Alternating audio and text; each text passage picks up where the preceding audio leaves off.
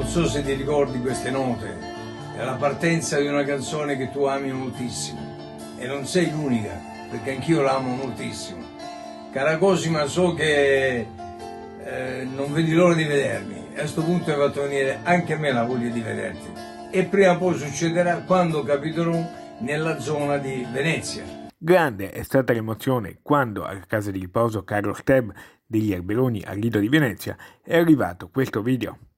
Cosima aveva rivolto al suo compaesano Albano Carrisi questo accorato e speranzoso invito. Albano, ciao tesoro, mi raccomando, vieni per Natale che ti vogliamo vedere. E la risposta del maestro, generosa, grazie ai nipoti di Babbo Natale, è arrivata puntuale.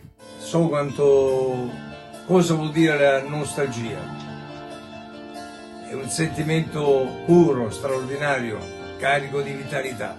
Tutti realizzati i desideri dei 50 anziani grazie alla tenacia e all'impegno delle 4 educatrici. Oltre ad Albano, c'è chi, tra gli ospiti, aveva chiesto un'altra sorpresa musicale con un tributo a Celentano, chi di ricevere una cornice per metterci la foto della sua mamma, chi di devolvere il suo dono di Natale per aiutare le mamme sole con figli piccoli.